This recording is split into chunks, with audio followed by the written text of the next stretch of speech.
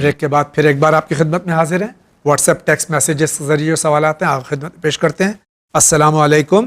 علیکم السلام. رمضان المبارک میں ہم جو قرآن شریف مکمل کرتے ہیں، کیا اس قرآن شریف کو ہم اپنے مرحوم والد اور بھائی اور بھابھی کو ایک ساتھ ایک قرآن بخش سکتے ہیں؟ کوئی حرج نہیں ہے. ایک قرآن میں کئی لوگوں کو بھی شامل کر سکتے ہیں، اور ایک قرآن جو ہے وہ پورا کسی ایک فرد کو بھی، ایک فرد کی خدمت میں بھی ہدیہ کر سکتے ہیں. بہت بہت شکریہ. السلام علیکم جاوید انکل و مولانا صاحب. علیکم السلام. مجھے ون چینل بہت اچھا لگتا ہے الحمدللہ، کیونکہ اس سے ہمارے علم میں بہت اضافہ ہوتا ہے. مولا آپ کو ون چینل کے کام کرنے والے تمام افراد کو سلامت رکھے. آمین. اللہ تعالیٰ آپ سب کو بھی سلامت رکھے. میرا سوال مولانا صاحب سے یہ ہے کہ کن چیزوں سے روزہ باطل ہوتا ہے؟ کیونکہ واٹس ایپ پر بہت سے میسج آتے ہیں، پر اس میں ہمیں یہ نہیں پتہ کہ کیا صحیح اور کیا غلط. پلیز بتائیے، مہربانی ہوگی. میں ان صاحب سے یہی کہوں گا کہ بلکہ اپنے تمام ناظرین کی خدمت میں عرض کروں گا کہ یہ مسائل صرف ان کو پیش نہیں آئے ہیں، بلکہ ہر ایک کو پیش آتے ہیں. تو اس کے لیے ہمارے پاس ہمارے گھر میں اپنے مرجع کی توضیح المسائل جو ہے وہ ہونی چاہیے، اور کوئی بھی مہینہ آنے سے پہلے اس کے جو اعمال ہیں، اس کی دعائیں ہیں، اور اس میں کیے جانے والے جو یعنی فعل ہیں، ان کے بارے میں ہم مفصل معلومات حاصل کریں اور اپنے آپ کو اس کا پابند بنائیں. لا علمی کی وجہ سے بعض اوقات لوگ سوال کرتے ہیں کہ روزے میں مہندی لگا سکتے ہیں کہ نہیں لگا سکتے، ناخن کاٹ سکتے ہیں کہ نہیں، بال تراش سکتے ہیں کہ نہیں، نہا سکتے ہیں کہ نہیں، اس قسم کی برش کر سکتے ہیں کہ نہیں کر سکتے. توضیح المسائل میں جب آپ نگاہ ڈالیں گے تو 8-9 چیزوں کے ذریعے سے روزہ باطل ہوتا ہے، جس میں سے کھانا پینا ہے، جماع ہے، استمنا ہے، غبار غلیظ کا حلق تک پہنچانا ہے، انیما سیال چیزوں سے لینا ہے، خدا و رسول اور معصومین کے اوپر تہمت باندھنا ہے. ان تمام چیزوں کے ذریعے سے روزہ باطل ہو جاتا ہے. جس طریقے سے خدا نے حرام بیان کر دیے ہیں اس لیے کہ کم تھے، حلال کو نہیں بیان کیا تھا اس لیے کہ الا ماشاء اللہ تھا، زیادہ تھے، تو اب ہمیں اسی فہرست سے دیکھ کر کے حرام سے بچنے کی ضرورت ہے. اور اگر وہ حرام کی فہرست میں چیز موجود نہیں ہے تو ہمیں اس کے استعمال کی اجازت حاصل ہے. اسی طریقے سے 8-9 چیزیں، جس میں سے ایک سر کا پانی میں ڈبونا بھی ہے. آیت اللہ العظمیٰ آغا سیستانی مدد العالی کے فتوے کے مطابق پانی میں سر ڈبونے سے روزہ باطل نہیں ہوتا ہے. لہذا ان کے ہاں 8 مبطلات صوم ہیں، تو آپ اس کو دھیان میں رکھ لیں. اس کے بعد اگر کوئی کہتا ہے کہ مثلا آئینہ دیکھنے سے روزہ ٹوٹ جاتا ہے، تو آپ اس کو جواب دیجئے کہ نہیں، 8 کی فہرست میں آئینہ دیکھنا نہیں ہے. تو خود بھی اپنے اندر اعتماد نفس پیدا کیجئے، علم پیدا کیجئے، اور یقین کے ساتھ عمل کر کے دوسروں کی بھی رہنمائی کیجئے. بہت بہت شکریہ. السلام علیکم. علیکم السلام. میں دہلی سے ہوں. میرا سوال یہ کہ شیعہ لوگ اہل سنت سے 10 منٹ بعد افطار کرتے ہیں، اور سحری کا بھی 10 منٹ پہلے وقت ختم ہو جاتا ہے، جبکہ دونوں ہی مسلمان ہیں، اسلام کو مانتے ہیں. پھر یہ ڈفرینس کیوں؟ بہت اچھا سوال ہے. دیکھیں، ہمارے یہاں بلکہ تمام فرقوں میں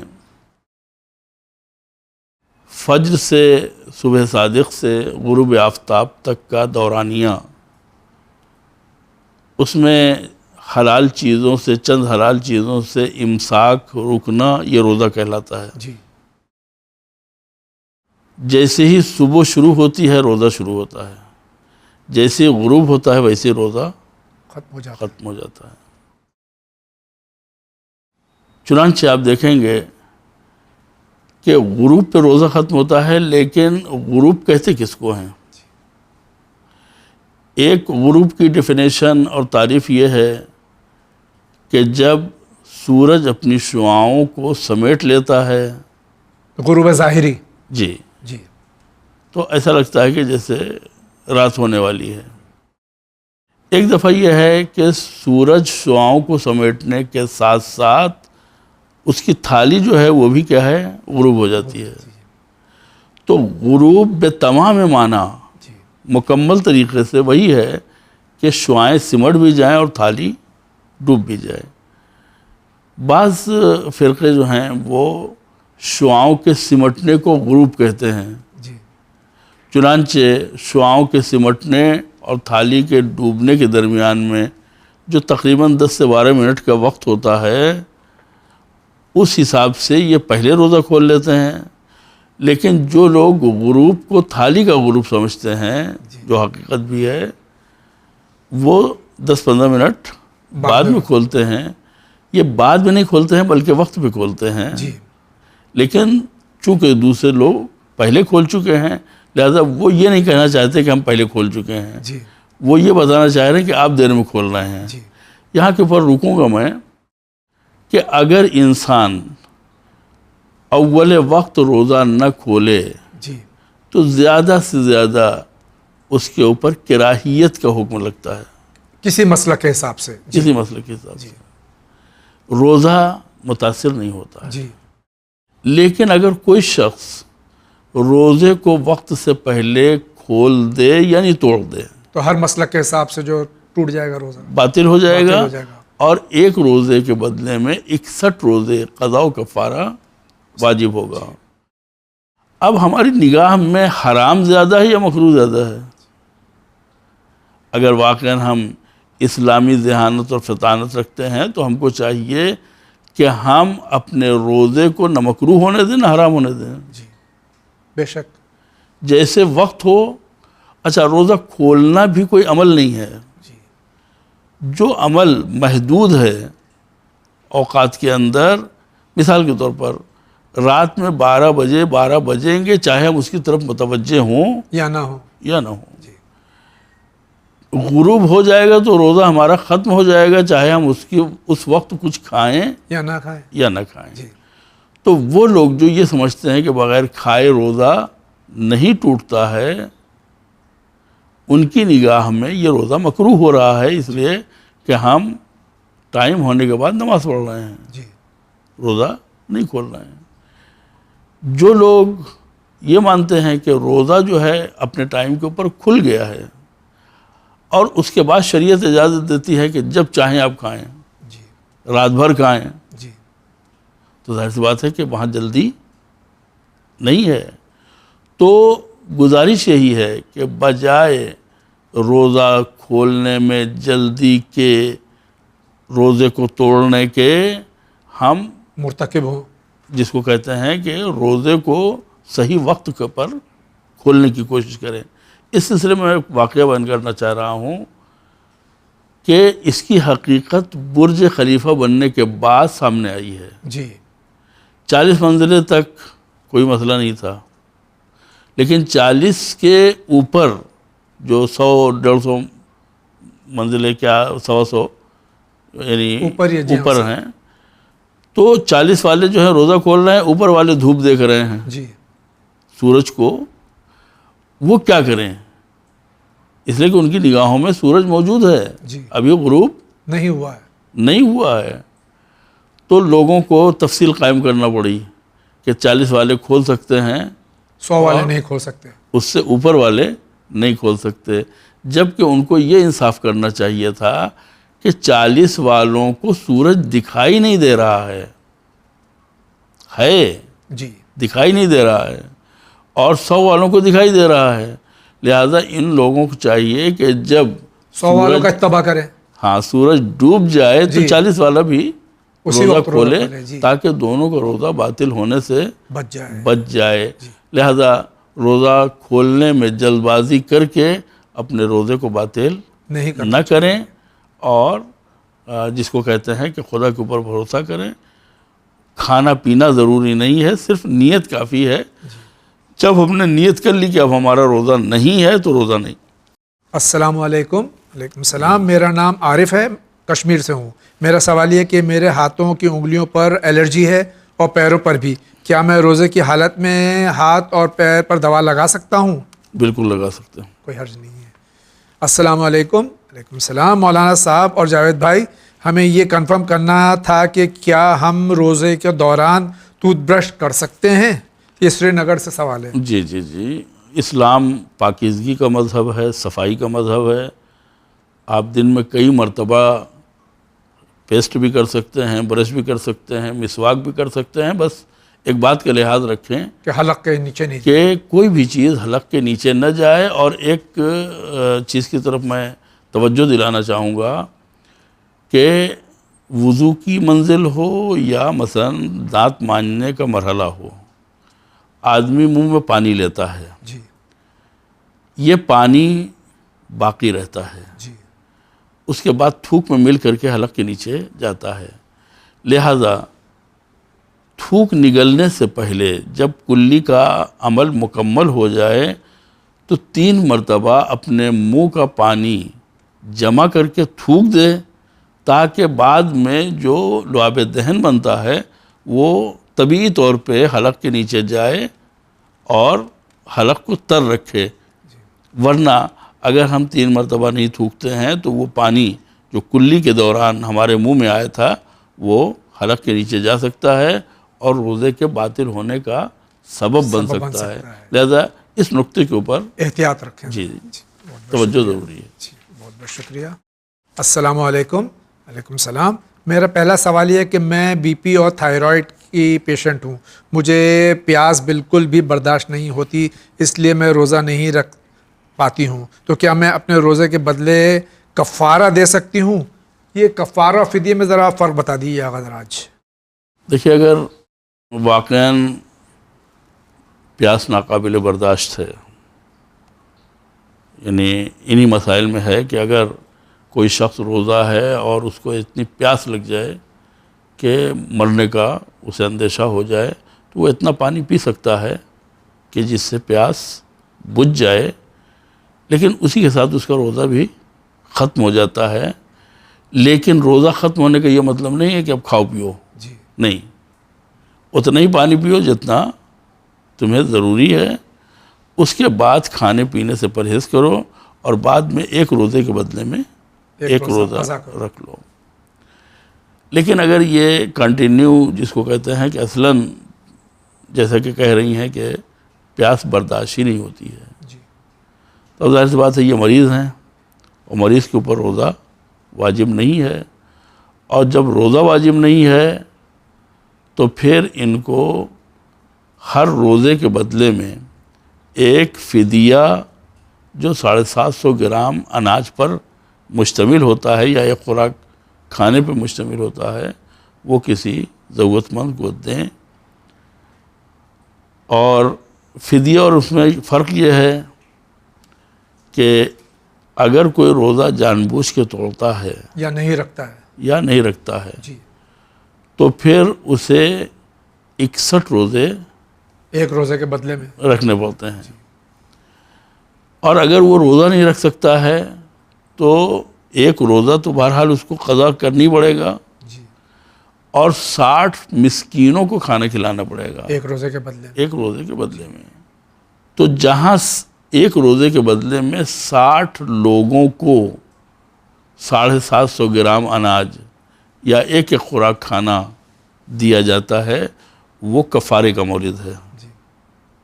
یعنی ایک آدمی کو 60 کا حصہ نہیں دیا سکتا ہے, 60 الگ الگ آدمی ڈھونڈے جائیں گے اور ان میں وہ تقسیم کیا جائے گا. لیکن جہاں ایک روزے کے بدلے میں ایک ہی 750 گرام اناج یا ایک خوراک کھانا ہے, وہ ہے فدیہ, وہ کفارہ نہیں. بہت بہت شکریہ. دوسرا سوال یہ کہ میرے ہسبینڈ کو 12-14 گھنٹے کی ڈیوٹی کرنی ہوتی ہے, کبھی ڈے کبھی نائٹ. کیا ان کے روزے کا بھی کفارہ دیا جا سکتا ہے؟ اکثر یہ لوگ 12-14 گھنٹے کام کرتے ہیں. جی ان کو چاہیے کہ یہ روزہ رکھیں اور یعنی ان پر روزہ معاف نہیں ہے, اپنے وظائف کے اوپر عمل کریں. تیسرا سوال یہ ہے کہ میں منت مانگتی ہوں کہ پنجتن پاک چہاردہ معصومین کے نام سے غریبوں کو کھانا کھلاؤں گی, اور وہ ہوٹل کے سامنے بیٹھے غریبوں کو کھلاتی ہوں, تو کیا ان کو کھلانا صحیح ہے؟ کیونکہ ان میں بہت سے شرابی اور اس طرح کے لوگ بھی ہوتے ہیں. جواب تو یہ خود دے رہی ہیں. جی, اگر یہ پتہ ہے تو ان کو نہیں دے سکتے. نہیں. السلام علیکم. علیکم السلام. میرا نام زہرا فاطمہ ہے. میرا سوال ہے کہ روزے میں کاجل یا کریم لگانا جائز ہے یا نہیں؟ کوئی حرج نہیں ہے، لگا سکتے ہیں، بس یہ کہ نامحرم سے پرہیز کریں. چاہے روزہ ہو یا نہ ہو. السلام علیکم. علیکم السلام. I have a question. I'm a breastfeeding mother. My baby is 4 months old. روزہ رکھنے کی وجہ سے مجھے بہت ویکنس آ گئی اور میرے بچے کو دودھ بھی نہیں مل پا رہا ہے، جس کی وجہ سے وہ پوری رات پریشان ہوتا ہے. ابھی وہ 6 مہینے کا نہیں ہے، اس لیے میں اسے پانی اور کچھ اور نہیں دے سکتی. تو کیا مجھے روزہ چھوڑ دینا چاہیے یا رکھنا چاہیے؟ جو صورتحال انہوں نے بتائی ہے اس میں ان کے لیے بھی اور بچے کے لیے بھی مناسب یہی ہے کہ یہ روزہ چھوڑ دیں اور بچوں کو مکمل غذا فراہم کریں، خود اپنے لیے غذا فراہم کریں، اور جب بچہ جو ہے وہ بڑا ہو جائے یا یہ فیڈنگ جو ہے وہ ختم ہو جائے اور موقع ہو تو پھر ان کو پہلی فرصت میں قضا. ان روزوں کی قضا کرنی پڑے گی. بہت بہت شکریہ. السلام علیکم. علیکم السلام. مولانا صاحب میرا سوال ہے کہ اگر کسی شخص کی جاب ہے ایسی ہے کہ موسٹلی ٹائم سفر میں رہتا ہو اور اس شخص کے لیے روزے کا کیا حکم ہے، اور اس شخص کو کام کے سلسلے میں الگ الگ اسٹیٹ جانا پڑتا ہے، یعنی کثیر السفر، اس کے لیے روزے کا کیا حکم ہے؟ اس کا حکم یہ ہے کہ وہ 4 رکعتی نماز پوری پڑھے گا جی. اور روزہ رکھے گا، یعنی اس کے لیے قصر کا کوئی معاملہ نہیں ہے. بہت بہت شکریہ. السلام علیکم. علیکم السلام. میرا نام مہر ہے، میں حمل سے ہوں، ایسے میں روزہ رکھ سکتی ہوں؟ ڈاکٹر نے منع کر دیا ہے، مجھے اس کا جواب آپ دیجئے. اگر ڈاکٹر نے منع کیا ہے تو ڈاکٹر چونکہ ایسے معاملات کا ایکسپرٹ ہوتا ہے، جی جسے ہم مذہبی معاملات میں تقلید بھی کہتے ہیں، جی کہ کسی بھی معاملے میں ایکسپرٹ کی بات کو ماننا. جی تو میڈیکل سائنس کا وہ مجتہد ہے، جی. اگر اس نے منع کیا ہے تو آپ اس کے کہنے پر چلیں اور بعد میں اس روزے کی قضا کریں. السلام علیکم. علیکم السلام. وضو نماز کے لیے کرتے ہیں تو نیت کرتے ہیں نماز پڑھنے کی، لیکن اگر قرآن پڑھنے کے لیے کوئی نظر کرنے کے لیے وضو کر رہے ہیں تو اس میں کیا نیت کرنی چاہیے؟ احمد سعودی عرب سے سوال کر رہے ہیں. دیکھیں، اس سلسلے میں یہ عرض کروں گا کہ اگر یہ الگ الگ اعمال کے لیے وضو کرتے ہیں تو پھر جس عمل کے لیے وضو کیا ہے وہی ویلڈ ہوگا، بقیہ دوسرے عمل اس سے انجام نہیں دیے جا سکتے. لیکن اگر انہوں نے قربتاً اللہ کی نیت سے وضو کر لیا کہ وضو کرتا ہوں قربتاً اللہ، اس میں نماز کی کوئی شرط نہیں ہے، قرآن کی کوئی شرط نہیں ہے، حروف قرآنی کو چھونے کا کوئی ارادہ نہیں ہے، صرف قربتاً اللہ، تو اس سے نماز بھی پڑھی جا سکتی ہے، اس سے حروف کو چھوا بھی جا سکتا ہے، اس سے مثلا دوسرے بھی نوافل وغیرہ بھی پڑھی جا سکتی ہیں. تو ان کو چاہیے بہتر یہی ہے کہ قربتاً اللہ کی نیت سے وضو کریں اور تمام اعمال کو انجام دیں. پے در پہ انجام دیں. بہت بہت شکریہ. السلام علیکم. علیکم السلام. I don't know Arabic, but I have completed the Holy Quran in English transliteration. Is that acceptable? Ali from Ladakh. یہ ٹرانسلیٹریشن یعنی عربی زبان کو انگریزی میں جو لکھا رہتا ہے وہ پڑھتے ہیں، عربی نہیں جانتے، تو کیا ان کے لیے ثواب ہے اس میں؟ یعنی انہوں نے سمجھ لیجئے کہ انگلش رسم الخط میں عربی لکھی ہے. جی. دیکھیں، جو زبان ہے اس کی اپنی لکھاوٹ بھی ہوتی ہے. جی. اردو کو ہندی میں لکھیں، ہندی کو اردو میں لکھیں، گجراتی کو مثلا رومن میں لکھیں تو اس سے مسئلہ حل نہیں ہوتا ہے. غین نہیں ہے، قاف نہیں ہے اس میں. اگر عربی ہے تو عربی میں لکھیے اور عربی میں پڑھیے. جی. یہ کہنا کہ میں قرآن نہیں آتا ہے، اس بات کو میں تسلیم نہیں کرتا ہوں. آج الحمدللہ ایسے وسائل موجود ہیں اور مدرسے، تربیت گاہیں موجود ہیں جو قرآن کی مفت تعلیمات آپ تک پہنچا رہی ہیں. آپ چاہیں تو 2-2.5 گھنٹے کے اندر قرآن پڑھنا سیکھ سکتے ہیں. بہت بہت شکریہ. السلام علیکم. علیکم السلام. میں کھامگاؤں مہاراشٹر سے ہوں. مجھے مولانا صاحب سے پوچھنا ہے کہ ہمارے یہاں مسجد نہیں ہے اور یہاں بس 2 گھر ہے، ایک ہمارا اور ایک اور ہے. ہم گھر میں ہی نماز پڑھتے ہیں، تو مجھے یہ پوچھنا تھا کہ نماز سے پہلے اگر گھر میں اذان دینا ضروری ہے تو اگر گھر کے اندر دینا چاہیے یا آنگن میں؟ کیونکہ کچھ لوگ کہتے ہیں کہ اذان تو بس مسجد میں ہی دی جاتی ہے، گھر میں نہیں دی جاتی، کچھ لوگ کہتے ہیں یہ۔ جی دیکھیں، ان کو کوئی سینٹر تو ہے نہیں، مثلا یہ گھر میں نماز پڑھتا ہے۔ اچھا، اذان بھی واجب نہیں ہے، مستحب ہے، اور مستحب کام کو اس کے شرائط کے ساتھ گھر میں بھی کیا جا سکتا ہے۔ اس میں کوئی شرط نہیں ہے کہ آپ کمرے میں اذان دے رہے ہیں یا آنگن میں دے یا آنگن میں دے رہے ہیں۔ بہتر یہی ہے کہ اذان اور اقامت کے ساتھ نماز پڑھی جائے، اس لیے کہ اگر کسی آدمی کو نماز کے دوران یہ یاد آ جائے کہ ہم نے اذان یا اقامت نہیں کہی ہے، تو یہ فضیلت اتنی اہم ہے کہ اس کو حاصل کرنے کے لیے خدا اجازت دیتا ہے کہ تم ہماری وہ نماز جس کا توڑنا حرام ہے اسے توڑ کر کے اذان کہو، اقامت کہو، پھر نماز پڑھو۔ تو جو شریعت اتنا اغماس کر سکتی ہے اور وسعت نظر کا مظاہرہ کر سکتی ہے، وہی اس بات کا تقاضا کرتی ہے کہ اذان اور اقامت گو کہی کہ جائے۔ مستحب ہے، اس کے باوجود ضروری اتنی نہیں اہمیت ہے، واجب نہیں ہے، جی، اس کے باوجود ثواب آور ہے۔ ثواب ہے۔ جی، السلام علیکم۔ علیکم السلام۔ آغا صاحب، نماز رد مظالم کتنی رکعت ہے؟ اس کے پڑھنے کا وقت اور طریقہ کیا ہے؟ شکریہ۔ کیا یہ نماز صرف ماہ مبارک ہے رمضان کے جمعے میں ہی پڑھی جاتی ہے؟ پلیز اس کا جواب دیجیے۔ دیکھیے، رد مظالم کی نماز میں نے کہیں نہیں دیکھی۔ جی رد مظالم مالی عبادت ہے، جی یعنی ہماری زندگی میں چھوٹے موٹے وہ یعنی جس کو کہتے ہیں کہ خلا، جو مالی بنیاد کے اوپر پیدا ہوتے ہیں، کہ دکان سے ہم نے کوئی چیز خریدی، 1 روپیہ ادھر یا ادھر، اس نے کہا کہ آپ بعد میں دے دیجئے گا، اور ہم دینا بھول گئے، جی نہیں دے سکے، یا اس نے کہا کہ بعد میں لے لیجئے گا، تو یعنی جب ہم نے نہیں لیا تو اس کے اوپر رد مظالم ہے۔ 1 روپیہ آ جی۔ گیا۔ تو اس قسم کے لین دین جو اس میں بھول چوک کا امکان ہے، کل قیامت میں مالی حقوق اور مالی جو مسائل ہیں وہ انسان کے جنت میں جانے میں رکاوٹ بنیں گے، جی اس کی نجات کے سلسلے میں مشکل پیدا کریں گے۔ تو ممکن ہے ایک آدمی کسی کا مال اس نے لیا ہو، مال سے مراد جو ہے وہ کوئی حق چھوٹا موٹا صحیح کیوں نہ ہو، اس کی گردن پر ہو بھی اور اسے یاد بھی نہ ہو، تو مجتہد کی اجازت سے اپنا وہ کچھ مال اس قسم کے تمام حقوق کی ادائیگی کے لیے ضرورت مند کو دے، تاکہ روز قیامت صاحبان مال کو ان کے حصے کا ثواب مل جائے اور وہ راضی ہو جائیں، اور ان کا مطالبہ جو ہمارے اوپر ہے وہ ختم ہو جائے۔